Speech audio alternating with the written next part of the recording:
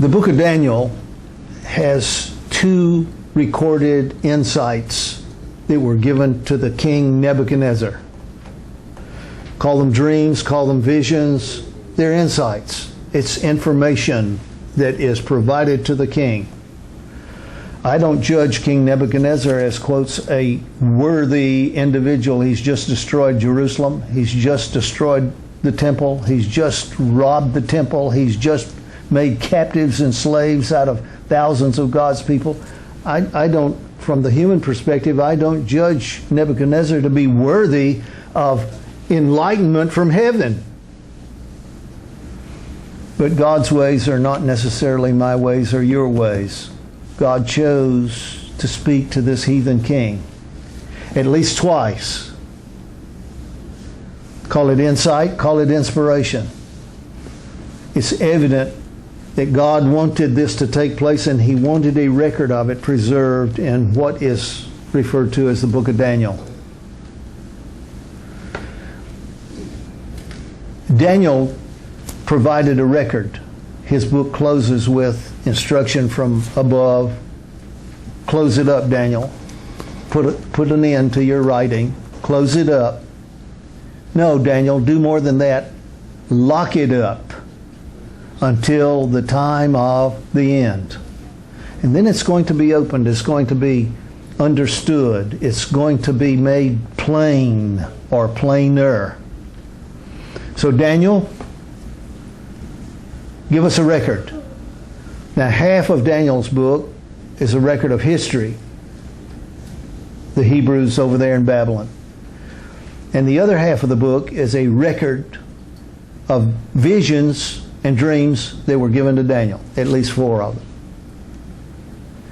We're going to look at these, but we need to understand that Bible scholars are pretty well in agreement. No matter who, they're in agreement that Daniel's visions and dreams are progressive. What does that mean? There is light and there is added light or information. Now we have a little expression that we can use right here. It's repeat with enlargement.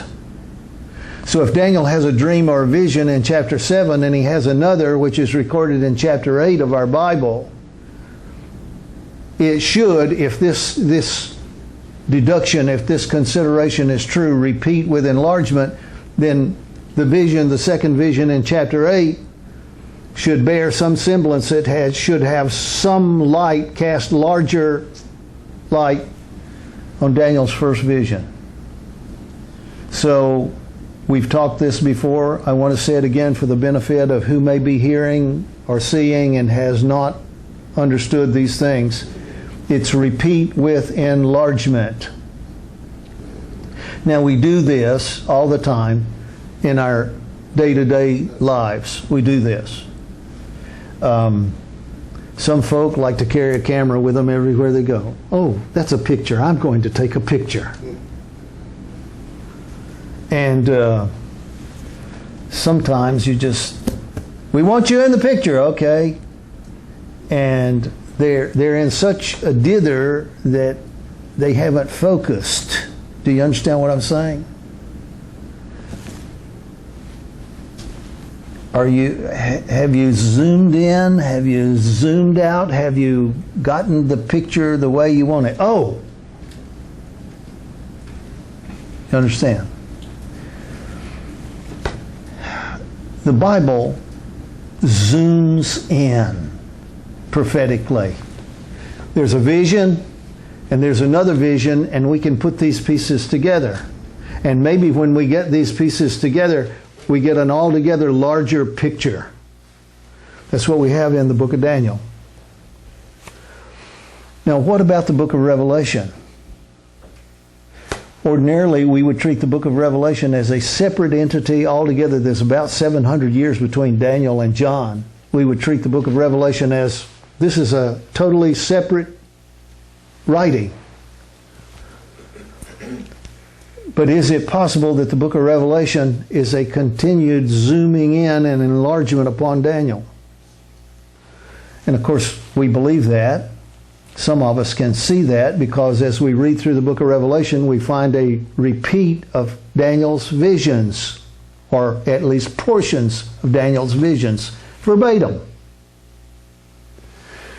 So we're dealing with a repeat and enlargement. Now, I want to go to the board. This is the title I've chosen. Scripture, Ellen White, Money, and the Mark of the Beast. I believe all of these things have something to say to us about what's coming. In Daniel chapter 7, we're introduced for the first time to the beast. Daniel chapter 7. The beast.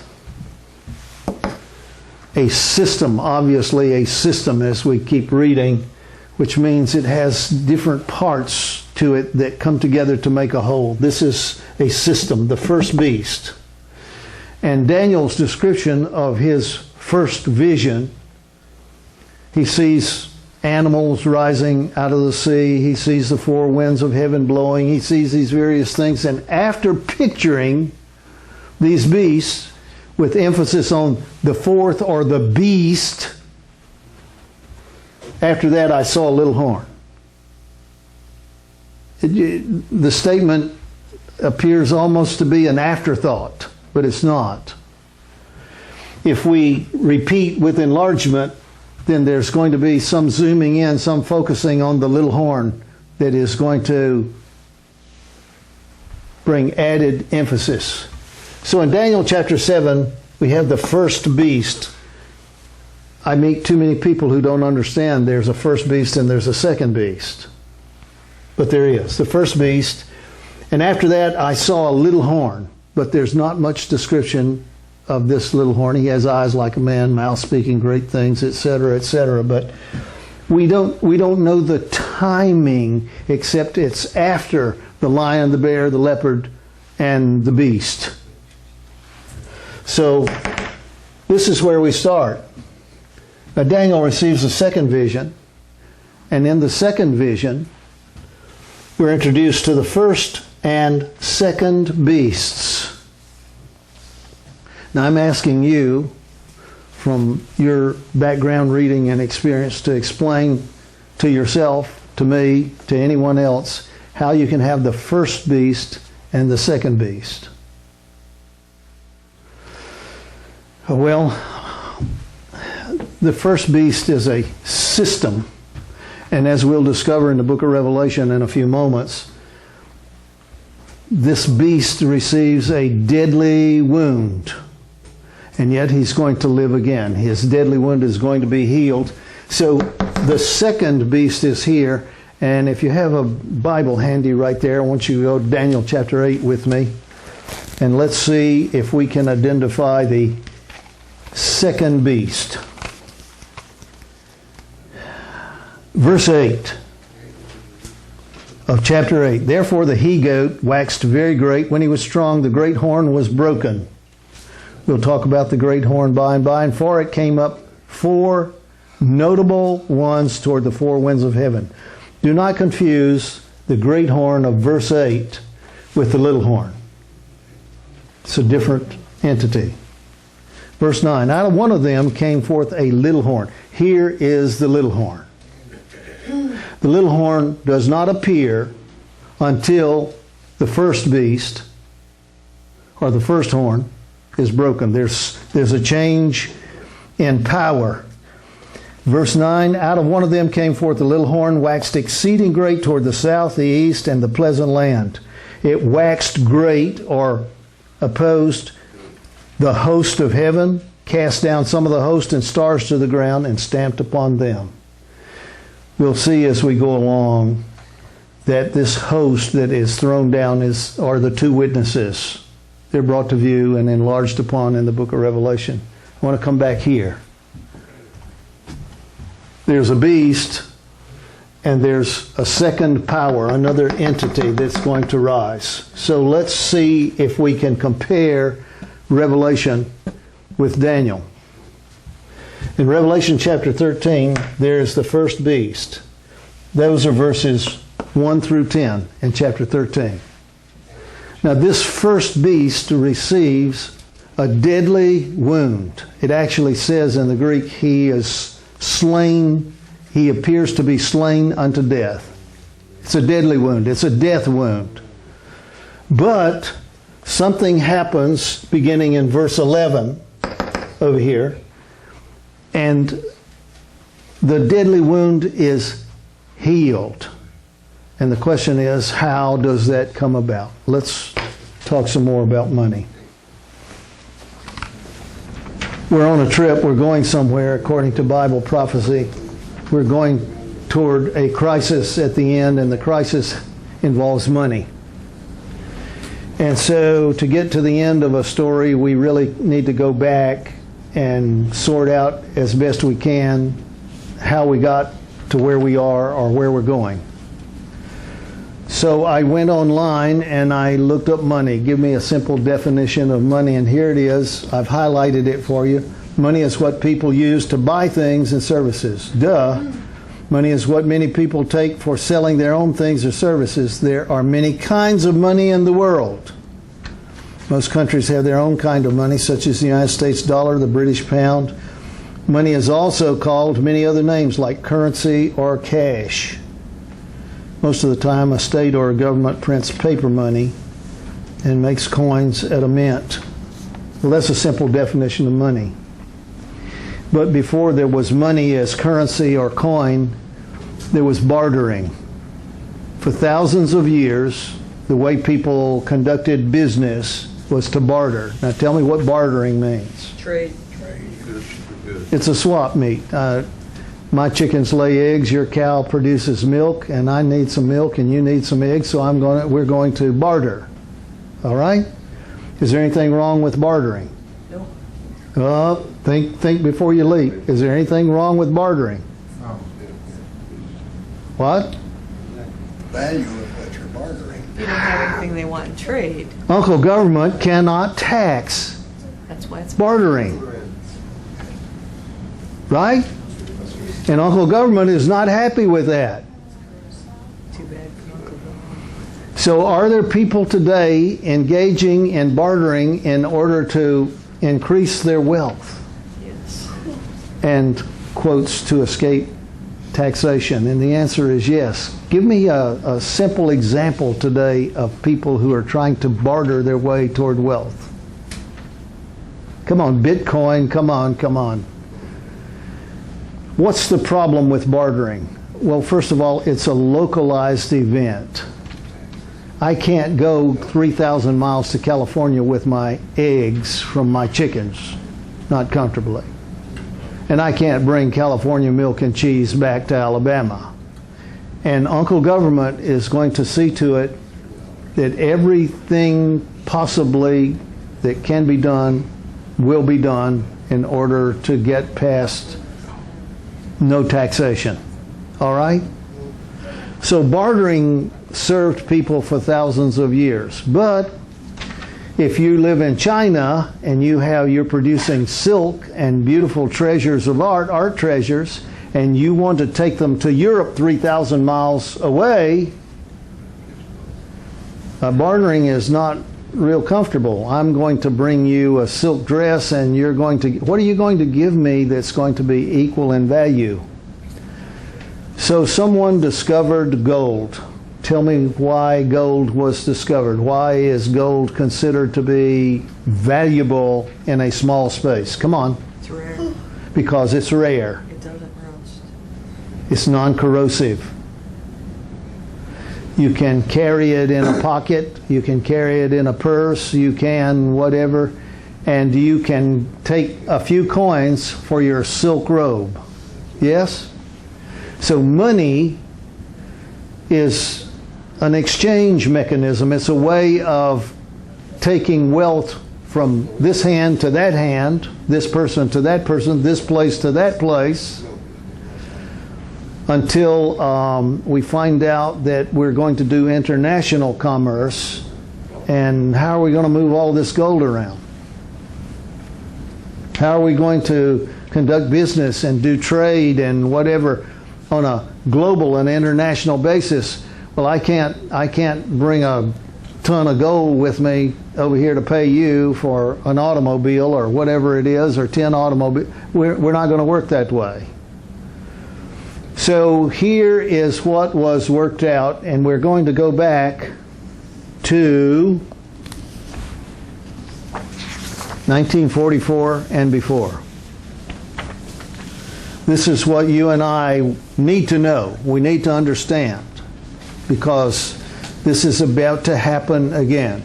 So let me paint the word picture first. We had World War I.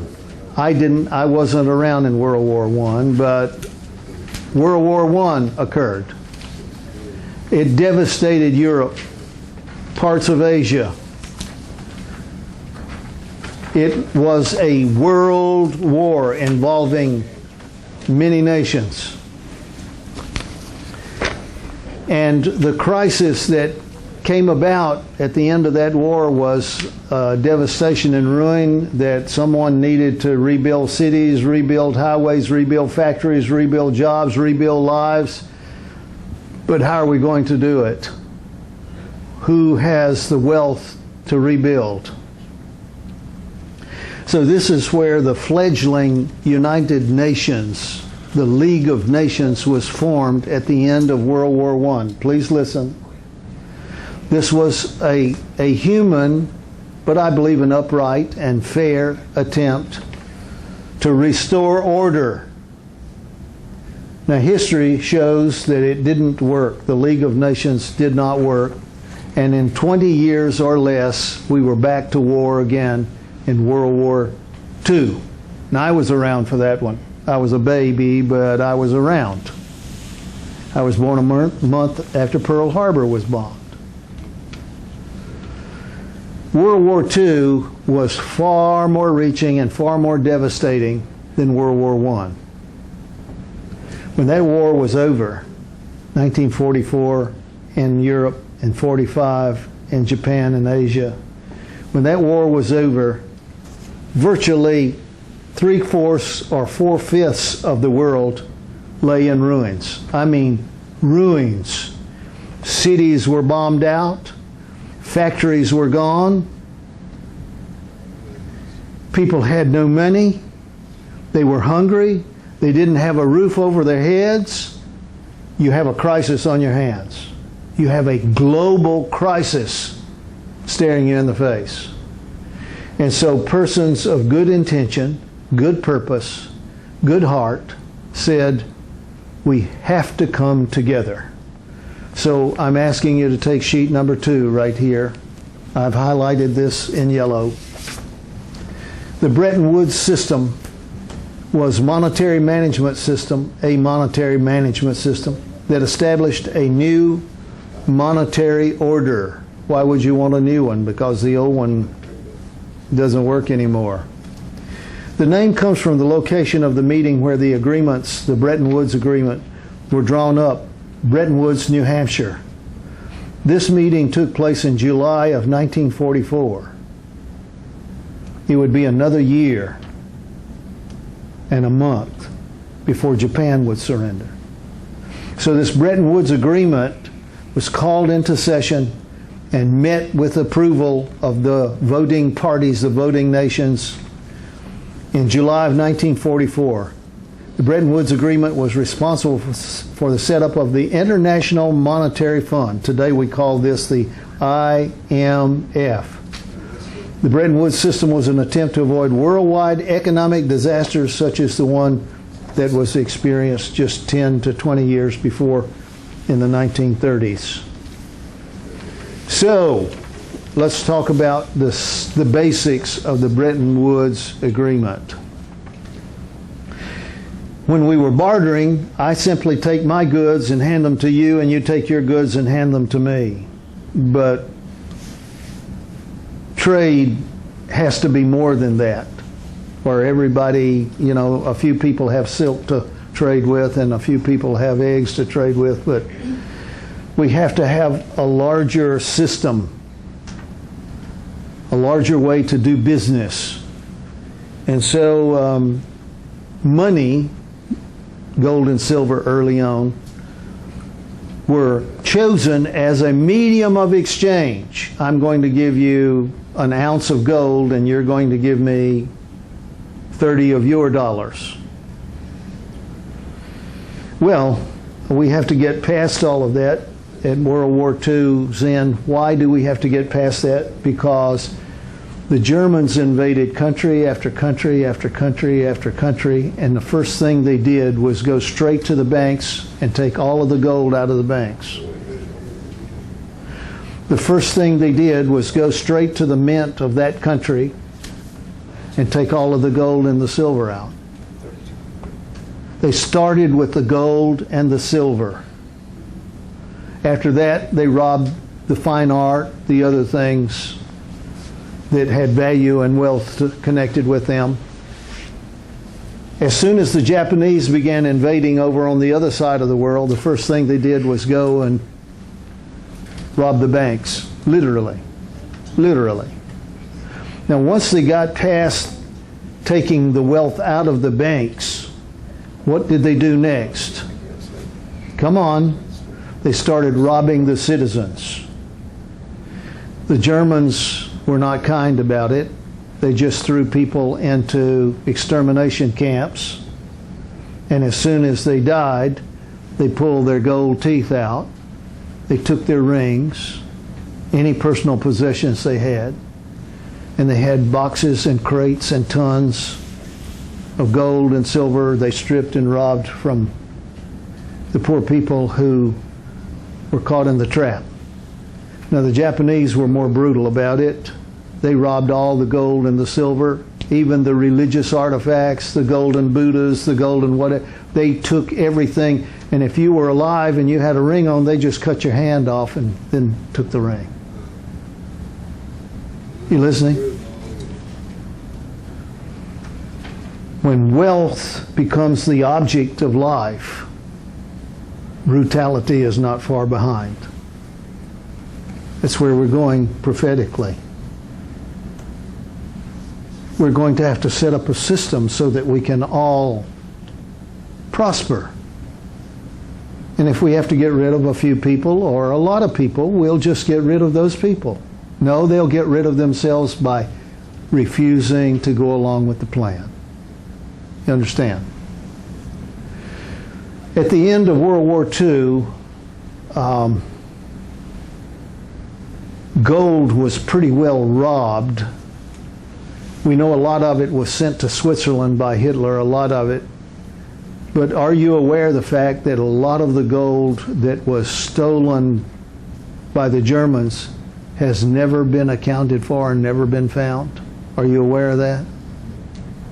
Tons and tons of it. There are people to this day who are looking for the, quotes, stolen German gold. Surely you're aware of the fact that when the Japanese robbed hundreds and hundreds of tons of gold and silver all over Asia and Southeast Asia and so forth, that much of that wealth has never been recovered. Never been recovered. There was one country, when the World War II was winding down, there was one country that was still intact. Its cities had not been bombed and blasted. They still had tons of gold and silver in their vaults, their banks. And that was the United States of America. And now the world is looking to us as a savior. They're looking to us for help. And what can you do? How can you share all of your gold and all of your silver with the whole world? The Second World War was over in 1945. How long did it take for us backing our money with gold and silver certificates? How long did it take until we had not enough gold to keep playing the game? Come on, from 45 until 1971. 26 years. How many years? 26. 26 years. I'm surprised they were able to go that far. 26 years. And we went off the gold standard, gold and silver standard. But the Bretton Woods Agreement decided that there's not enough gold to accomplish this rebuilding the world, restructuring society and business and commerce and all. There's not enough. So what we're going to do is take the U.S. dollar, which is backed with gold and or silver. We're going to take the U.S. dollar and we're going to make it the new standard. Not gold, not silver, but something that would be regarded as equivalent to gold and silver. So you can carry gold and silver around, but your pants won't stay on very long. Or you can carry paper money around. We call it currency. You can carry this paper money around. And what did it say on that paper money that would allow people, nations, banks, businesses to accept it? It says legal tender, and it says, what's the wording for all debts and whatever? All debts, public and private. All debts, public and private. And at the top of that bill, it said either gold certificate or silver certificate. And for several years, the world did business. And nations began rebuilding themselves. And commerce began to increase until we entered into a global system of commerce and trade, unlike anything that had ever existed before. So what the United States did at the end of the war was beyond commendable. The Marshall Plan, if you have any reading background and understand the Marshall Plan, it was a decision on the part of this nation to help other nations who really didn't deserve the assistance, but as a humanitarian gesture to help other nations rebuild themselves and restructure their society and business and so forth. So there was the Marshall Plan, but there was another plan that was derived or arrived at Bretton Woods, and that was to make the U.S. dollar the reserve currency of the world. Now tell me what reserve meant. I could take a ounce of gold and I could say that's worth $20, or I could say that's worth $32. I could take an ounce of gold, or I could print a $20 bill, and for that represents $20 worth of gold. Are you listening? And so it became a measuring stick. The U.S. dollar became a measuring stick for how much of the world? The whole world. When I was in my youthful years, there was a song working for the Yankee dollar. Anybody remember all of that? Why was the Yankee dollar welcomed wherever you went? Because it was accepted as a just and fair trade for your products, your services, your whatever, and all went well until about 5 years ago. So let me have your ears. 5 years ago, there was a rustling in the leaves. Other countries who were doing business with us, selling us their automobiles, their computers, their whatever and whatever and whatever, recognized that we were not handing them gold certificates or silver certificates anymore. What were we handing them? Come on.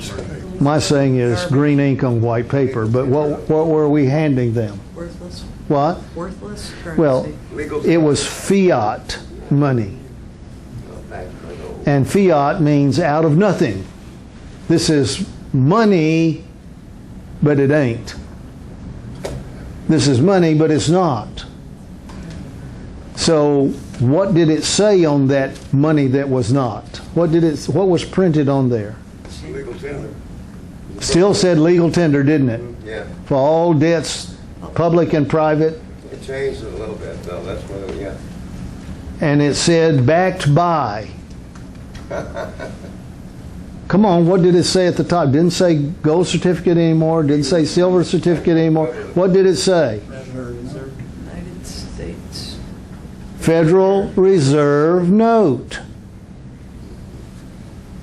Now tell me about the Federal Reserve. Is it federal? No. So 5 years ago, there was a stirring out there, and there was anxiety, growing anxiety, that we're giving real automobiles and real products for what? Pieces of paper. For green ink on white paper. For worthless, quotes, money. Because it's not money. Money has to be real. Back in the 1800s, when the gold rush was on and people were trading gold coins or whatever, the old timers out there in California and in the mining fields, they could bite it and know if it was real gold or if it had a lot of copper or brass or something else in it. They could bite it. They knew that that's real. Okay, I'll take that. Well, 5 years ago, our neighbors around the world said, we've tried biting on this US dollar and there ain't nothing to it. Nothing to it at all. And so they approached the International Monetary Fund. Did you see that in the brief saying right there that at the Bretton Woods Agreement, all of this was an arrangement made through the International Monetary Fund. And so in 2010, please listen, a very important meeting was called of the International Monetary Fund, and representatives from all of the industrialized, we call them developed nations of the world, and we're going to meet in Davos, Switzerland, Davos. This is 2010. This is 5 years ago. Now, I heard on the news, and I watch the news every day, I heard on the news that this important meeting was going to assemble in Davos, Switzerland, that money was the issue, of course. And so I followed that news event, but very little was said about what was being said and done behind closed doors. And what was being said and done behind closed doors was an ultimatum was handed down from the nations of the world, and they said to the IMF and they said to the United States, no more. Here's the deal. We want the United States to give up some of its voting power at the International Monetary Fund, because they keep 17.9% of the votes as U.S. voting rights, which means anything the rest of the nations decide by vote, the United States has enough votes to veto it. We don't like it, we don't like it, and we're not going to put up with it anymore. So behind closed doors, and all of this has come out in the last year or so, behind closed doors, 5 years ago, representatives of the United States Treasury, I'm assuming the White House, representatives of the United States were summoned in private and said, go back to your Congress and vote this change in. You're going to surrender some of your voting rights. Now the rest of the world said, whew, good. And the representatives of the United States said, we'll go back to Congress and we're sure they will take this new position. They will vote this. Well, a year went by. No. 2 years went by. No. 3 years went by. No. 4 years went by. No. This is the 5th year. Early in this year, 2015, China, Russia, Brazil, India, and South Africa. South Africa joined themselves together and said, we're not putting up with it. We're not going another year. We're not going another mile. We're not going to play this game anymore. We will no longer accept the U.S. dollar as a valuable instrument of commerce. We will no longer regard it as a reserve currency, as a measuring stick for everybody else. We're not going to do it. They formed themselves, 5 parties, into a new BRICS banking arrangement, BRICS, banking arrangement. And BRICS voted that each of the 5 nations would put up whatever, $100 million, $200 million apiece. They had $1 billion to open their bank account. Are you listening? Okay, so 5 of them, they don't like us, so what? Well, how many weeks did it take? How many months did it take for 120 more nations to sign on with the BRICS? About 60 days ago, China and Russia let it be known to the United States Treasury and to the Federal Reserve of, quotes, the United States, etc., and to the IMF and the World Bank and the BIS and the World Trade Organization, they let it be known that they would no longer respect the petrodollar, the reserve dollar, no longer. They will not accept it in international trade and commerce. Are you listening? Well, if they don't like it, they can just tough it. No, if they don't like it, we're going to tough it. It's going to cost you and me. Because everything that we have been buying with nothing but green ink on white paper. How many billion is it a month that we're... $400 to $500 billion a month that we're overdrawn at the World Bank? And this has gone on and gone on and gone on, and they have said, no, no. Now, this is my humble opinion, and I'm asking you to accept it as my humble opinion. I believe that the Pope was summoned by the World Bank, the IMF, that the Pope was asked to come to the United States and sell the United States, Congress, White House, sell the United States on voting this IMF change. Now, I have found nothing in print. I have heard nothing to say they did it. We know that the Pope met privately at the White House and met privately with both houses of Congress.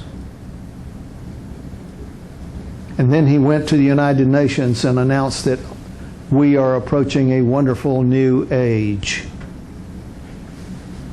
which according to prophecy will be the new world order. We're not quite there yet. To enjoy the fruits of this, quotes, new world order, which is in the works, we have only 2 months left in this year 2015. We really have not 90 days, we have about 45, 50 days left. This is guesswork on my part. That's all. That's all I can offer. But my guess is, in the autumn of this year, 2015, there will be a change in the circulating currency. There will be a change. I believe that the change that is just ahead is what Ellen White thought, believed, and wrote about way back yonder.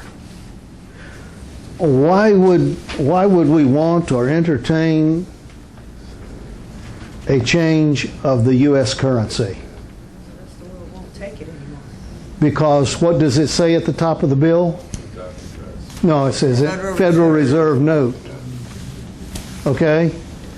And the world has already announced, some 127 countries are saying or have said and are saying, no more.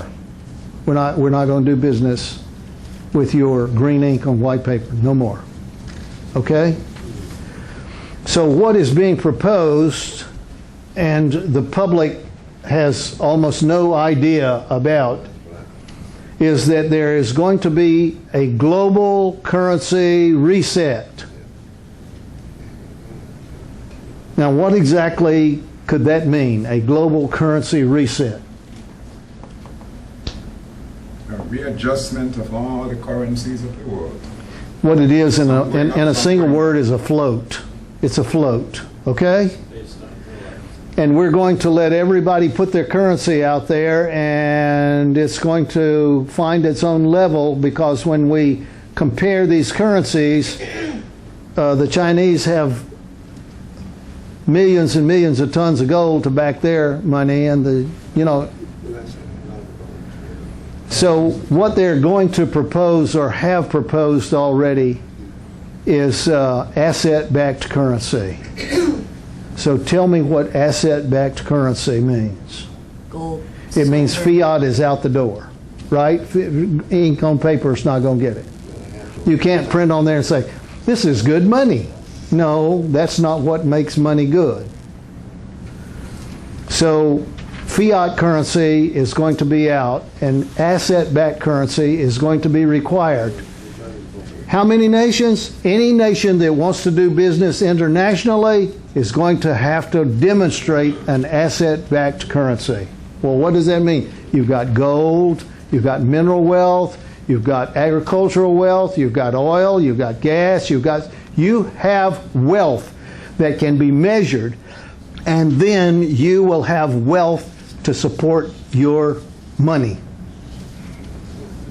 You following me? What's our problem? What's our problem? Debt.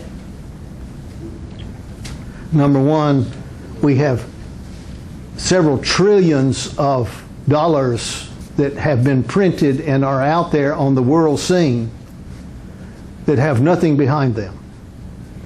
And they're being dumped by the Chinese and the Russians and others right now. They're being dumped into the world markets and world banks, and nobody is picking them up. So who has to pick them up? Who printed them? We did. And we're having to go and buy back our own what? Our own worthless money.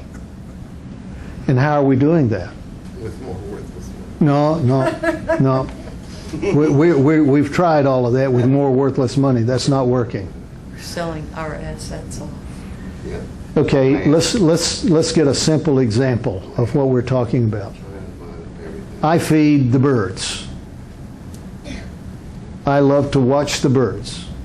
I feed the birds. I've been feeding birds for years. Okay? A year, 2 years ago, I could buy a 50-pound bag of wild bird seed. $7, $8. Maybe it was 3 or 4 years ago. $7, $8, 50-pound bag. Everything else. One day I went to buy some more bird seed, and they said it's in 40-pound bags now. What? And oh, by the way, instead of $7 or $8 for 40 pounds, it's $12 for 40 pounds. Now, what just happened? Did I miss something somewhere? Yes. What did I miss? My money. So then they started bagging wild bird feed in 20-pound bags. Now you can still get the 40-pound bag, but there's no real discount. And what am I paying? What is it when you or Judy go get me a bag of bird seed? What is it costing now? $14? I don't know. $14, $15, $16, whatever it is. Well, where did that money go? Well, it went to the farmers. The farmers got it. Well, the farmers got some of it, but what happened was we have to grow grain to sell to the Chinese and the Japanese and the everybody else in order to cover our debt. So what we're doing is raising the cost of living over here so that we can have some to pay back over there. I hope you're getting the point. I hope you understand that when this new money begins to circulate in this country, there's going to be, well, let's just read the statement. It was written, way back in the 1800s. It doesn't matter. I believe with everything in me, it's about what is going to happen perhaps in the next 45 days. And if it doesn't, it will certainly happen shortly thereafter. Not because I say so, but because there are 1,000 arrows pointing in that direction. The present financial controversy has been presented to me as one of Satan's masterpieces for what time? The last days. There's a power moving from beneath after the working of the great enemy. I supposed our own people would step softly, move very guardedly, keep themselves aloof from all these new issues in regard to the circulating currency. This is not of the devising of God, the changing of the circulating currency. What will be the result? What will it affect? It will cause a state of things that will bring oppression to the poor and create great distress. It's one of the devil's schemes. I thought those who believe the truth would not be deceived in the least degree upon the matter. The light given me was, this is the policy Satan has arranged to bring distress. Now, where would we fit that in the Bible? Where would we fit words like this into the Bible? In the time of the end, all of the beast system that's going to come and all that means and is going to require, that's what is just ahead. Just ahead. So, I'm going to make a prediction. That's all it is. It's guess.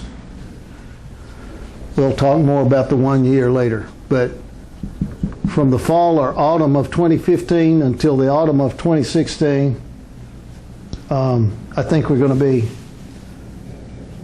hooray, hooray, hooray, hurrah. We have lots of money flowing through the system once again. We've kicked the can down the road. We've satisfied ourselves and satisfied our neighbors, and they're going to take our new currency, and we're going to be over the hump. Now, I believe that this New World Order plan, this New World Order bailout plan, is going to work for a little while.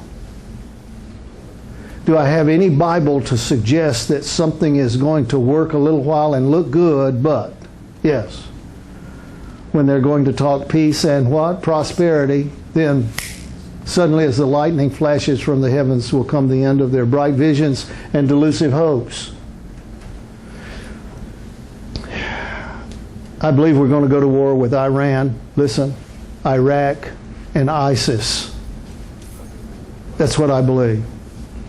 I believe we're going to be pushed into a war over there in the Middle East, and the U.S. economy is going to collapse bankrupt. I believe this is the deadly wound to the beast system. This is what makes more and more sense. A deadly wound. And at that point, I believe the 7 final years of prophecy begin. I do not believe they have begun yet. I believe that there's going to be a bankruptcy, a change that Ellen White calls a great crisis. And she says it's going to be an overwhelming surprise. It's going to take millions by surprise. If this nation falls into bankruptcy, what do you think the immediate effect will be for you and me?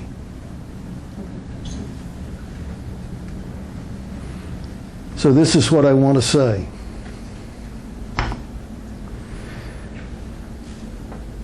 If any of this is just ahead for us, if there is even a year of respite ahead for us. If there's any possibility that there's truth in this, then what you and I would want and wish and pray is that God would send us enough money to do what? Get out there. Go to Australia. Get out of there. Get out of debt. That's an absolute must. Is there anything in the writings of Ellen White about getting out of debt? She says, especially as we near the end. Well, how long have you been trying to get out of debt? What if the new currency includes an infusion of capital into the American system? And what if God were to send money? Then what should you do? What should you and I do if God sends money? Would you actually pay your debts? You would pay all of your debts. You would get out of debt. You would stay out of debt. Fail, but And if you know where Dodge is, you get out of Dodge. Listen, folks, I believe this is personal. I believe God's going to send a measured wealth. And I believe if you and I have the good common Bible sense to get out of debt, we're going to do ourselves and our families a great service. All right? I really and truly believe this. Now, besides getting out of debt, if that becomes possible, what else should we do? Come on. help others get out of debt. Is there anything in Scripture required of a person who receives an increase? Tithe. What? Who does the tithe belong to? God. God. How can the tithe be biblically appropriately paid? See, there are organizations that will tell you if you don't pay tithe to us, you cannot get a ticket to the kingdom. What is biblically correct regarding the tithe? Storehouse. God's storehouse. Where else can the tithe be paid and used and applied? Helping the poor. The widows, the poor, the orphans. Are you listening? Do we look around us and find anybody hurting out there? My point is this. If God sends wealth for you to pay all of your debts, you better pay what as well? Tithe, because a tithe is a debt. And if you're going to owe anyone money, you better not owe God money. Right? I'm just offering my own ideas here. So if God provides a sudden wealth to pay your debts, pay your debts. And don't forget to pay a tithe. Now, where you spend the tithe is between you and God. Are you listening? When this ministry was starting 35 years ago, right here on this location, there were people who showed up and said, all of your employees should pay tithe to the ministry, and if they don't pay their tithe to the ministry, you should fire them immediately. What was my response? Who am I, God? Am I Holy Spirit? Am I supposed to tell people where? No, I'm not going to do that. There were people who supported us and stopped supporting us because we wouldn't demand and command. No. If that's what we have to do to stay in business, we're not going to be here. I don't believe in playing God. No, we're not going to do that, and we never have. There are some people who pay their tithe here and work here and pay their tithe here. Wonderful. And there are some people who work here who are impressed to help. And I say, praise the Lord. Just be sure you do what you are obligated to do in the cause of Christ. Absolutely. So, we're going to pay our bills off, we're going to pay a fair, just tithe, and what are we going to do after that? Print books. I'm going to buy a speedboat. I'm going to buy 5 motorcycles. Yeah, you gotta get I'm going to get all the toys. What's the problem with that? They're gonna be worthless. What? What's the problem? Now, if you read Ellen White regarding this time, the time that I'm talking about and toward, if you read Ellen White, she said, when this time comes, everything should be put on the altar. And you should earnestly inquire of God for more money. No, you should earnestly inquire of God for duty. And if God impresses you to use some of this wealth that you didn't know was coming, didn't really expect to come, if God impresses you to put some of that into the cause of Christ, then put it there. So I'm saying to a lot of people, if you get quick rich, don't forget the bookwork. Right? Right. Now, I want to do this and close. A year is not very long.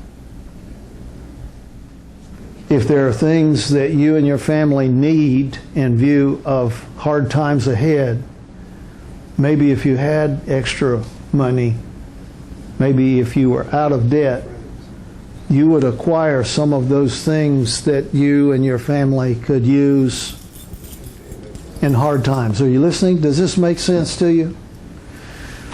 I think that if we, let me just quote Ellen White and we'll close. All those, I'm quoting, all those who decide to do nothing in any line that is displeasing to God will know, that's an absolute, will know after presenting their case before God, because you've made a decision not to go against His will, knowingly, will know after presenting their case before Him, before God, exactly what course to pursue.